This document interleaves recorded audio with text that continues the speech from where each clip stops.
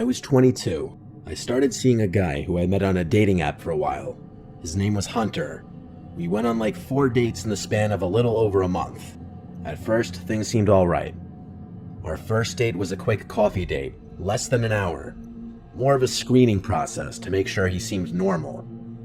Our second date was at a nearby bar for some drinks. We both got a nice buzz, and it was a nice time. Our third date was dinner, and this was when I started to question things. Question if I really clicked with his personality, or if I felt like there was something slightly off about him. The date ended with a kiss still, the first and only time we ever kissed, so I convinced myself that because I let him kiss me, things went alright.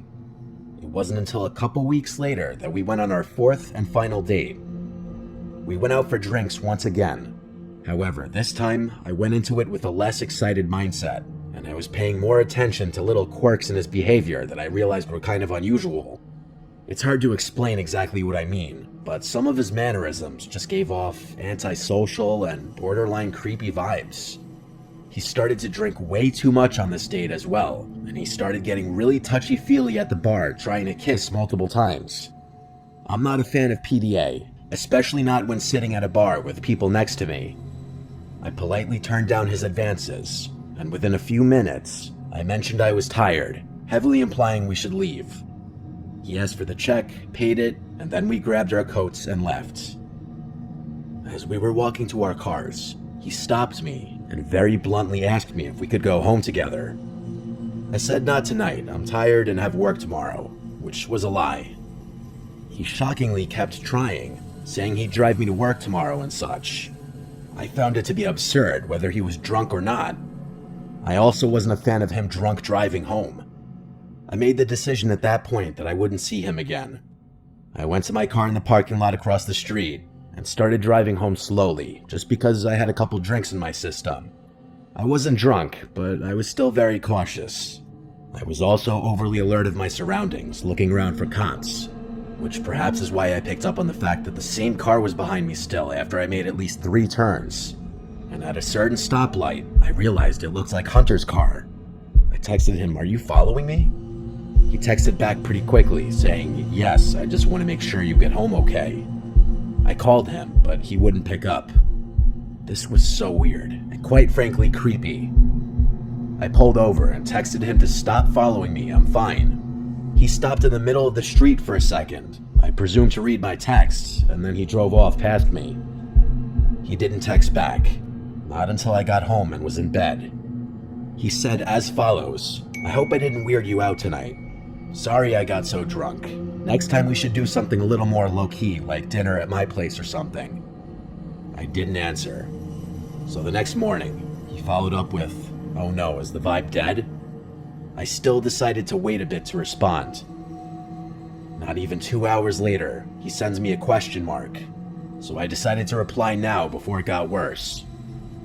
I said, "Hey, I had a great time getting to know you, but I just think our personalities don't click that much. I also really just want to focus on myself right now. I hope you understand." After this was when the angry text started coming in. The worst of which being, "No, I don't understand. You strung me along for 4 dates to tell me that? How about you pay me back half of everything I bought for you then?" There were a few other angry texts that involved personal information, so I'm not going to include them, but they were enough to prompt me to block him. I thought this would be the end of it, but then I started receiving no caller ID phone calls non-stop. I ignored all of them until he finally seemed to get the message and stopped. The next day, when my parents weren't home, I got home from work to find a bouquet of flowers on the stoop along with a card. The card was an apology from Hunter, asking for a second chance. He somehow knew where I lived. That disturbed me. In his mind, he somehow must have thought that this would come off as charming or sweet, when in reality it was extremely alarming. I sent a long and final text to him to please not contact me anymore, and never come to my house again, or I'd file for a restraining order. I kept his number blocked so I wouldn't see his response. I thought things would be over now, but I couldn't be more wrong. It was not long after this that I was home alone for the night. My parents' house is big, and I had a loft bedroom, which meant my bedroom was the highest point in the house. I awoke in the middle of the night to something. I wasn't sure what it was at first, but I felt as though I was hearing noises from downstairs. I tried my best to listen closely, and then I heard what was very obviously a door opening from outside my bedroom. One of the upstairs doors. Nobody was supposed to be home that night.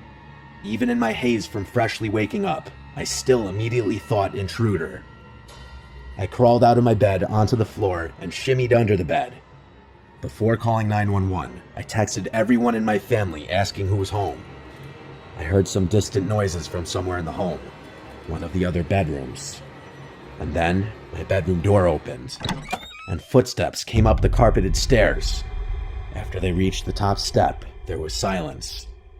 The whole room was carpeted, so I couldn't hear any potential footsteps. And then I heard the drawers next to my bed begin opening. I held my mouth with my hands to mask my breathing. I could feel my heart racing. I heard a man's voice say, "God fucking damn it," under his breath. In that moment, I thought, wait, that might have sounded like Hunter's voice. I still didn't move, and I prayed my phone did not get any notifications now. I heard more rummaging sounds. He was going through my entire dresser. Then, I heard and felt the bed move as he sat down. I was staring at the outline of 2 shoes through the bed skirt. Even in the dark, it was visible. I don't know what he was doing on the bed, but he sat there for over 2 or 3 minutes before getting up, and I heard him say under his breath, "Fucking bitch." I heard all the drawers close, and then I heard footsteps walk back down the stairs, the door shutting, and then sounds of footsteps walking down the stairs to the living room. I called 911 now, and I still whispered into the phone just to be safe. I stayed on the line and stayed under the bed for 10 to 15 minutes until one of the police officers showed up, and I went down to meet them at the front door, and even that was tense. After letting him in, I told him everything he didn't already know from the phone call he responded to. As such, he did a sweep of the house, and during that another officer arrived, this one female, who also assisted in the search. It turned out every window was unlocked, and one of the windows, the dining room one, is big enough for someone to crawl through, though I don't think anyone ever pictured someone squeezing through the bush in front of the window and then crawling through it. I gave a verbal statement of everything. I was given a report number and they left. When my parents returned home the next day, they already knew everything from my texts and phone call with them. We went to the police station with my report number and gave as much information as possible, such as text screenshots, including him admitting he was following me home. They said they'd investigate, though without solid proof it was him inside the house, it was tricky. I think the case lost steam when I really didn't have any proof of anything. I did, however, successfully get a restraining order against him, and I was advised to never accuse him of having broken in, nor ever contact him again. He thankfully didn't, but from that point till the moment I moved out of my parents' house, I was always uncomfortable he would be creeping around outside. Even today, I sometimes fear he might find out where I currently live.